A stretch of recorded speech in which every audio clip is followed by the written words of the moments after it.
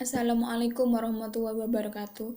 Perkenalkan, nama saya Siti Halimatus Sa'diyah dari kelas Akuntansi E 2016 dengan nomor NIM 1616000083. Saya akan sedikit menjelaskan tentang transaksi mata uang asing, translasi mata uang asing, dan inflasi.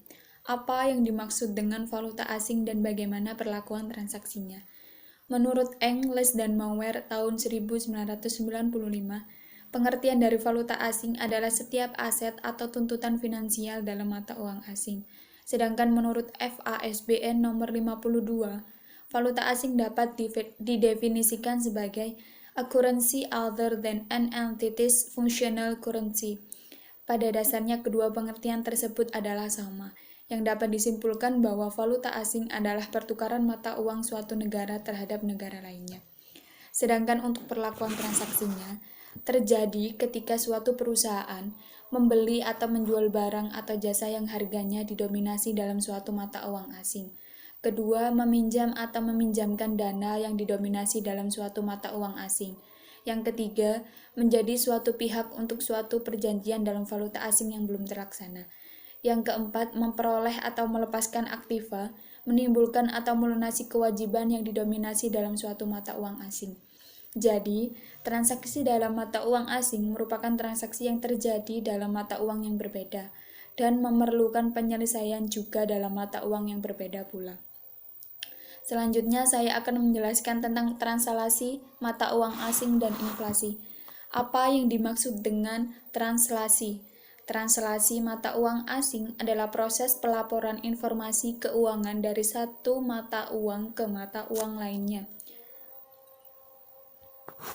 Translasi mata uang asing dilakukan untuk mempersiapkan laporan keuangan gabungan yang memberikan laporan pada pembaca informasi mengenai operasional perusahaan secara global, dengan memperhitungkan laporan keuangan mata uang asing dari anak perusahaan terhadap mata uang asing induk perusahaan.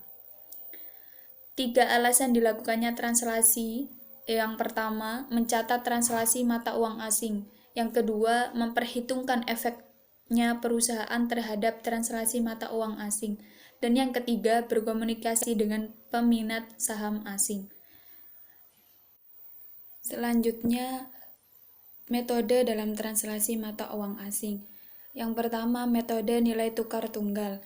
Metode ini mengaplikasikan nilai tukar tunggal, harga penutupan atau harga saat itu terhadap saham dan hutang asing. Pendapatan dan beban biasanya ditranslasikan oleh rata-rata nilai tukar saat itu pada setiap periode. Yang kedua, metode current non-current. Pada metode ini, aset lancar yang dimiliki anak perusahaan saat itu dan utang lancar ditranslasikan ke dalam mata uang induk perusahaan mereka pada laporan keuangan dengan kurs saat ini. Yang ketiga, metode moneter non-moneter. Metode ini menggunakan skema klasifikasi neraca untuk menukarkan nilai tukar mata uang asing yang sesuai. Yang keempat, metode kurs sementara. Dengan metode ini, translasi mata uang asing tidak merubah sifat sebuah item yang dihitung. Hal tersebut hanya merubah unit peruntungannya saja. Dengan kata lain, translasi mata uang asing, neraca disajikan ulang menggunakan mata uang item tersebut tetapi bukan penilaian aktual.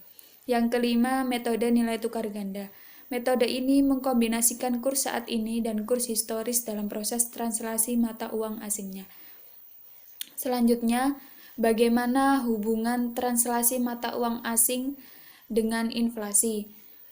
Hubungan terbalik antara tingkat inflasi sebuah negara dengan nilai eksternal mata uangnya telah ditunjukkan secara empiris, sehingga penggunaan kurs saat ini untuk mentranslasikan biaya aset non-moneter yang bertempat dalam kondisi yang cenderung berinflasi akan menghasilkan perencanaan mata uang domestik jauh di bawah nilai aslinya.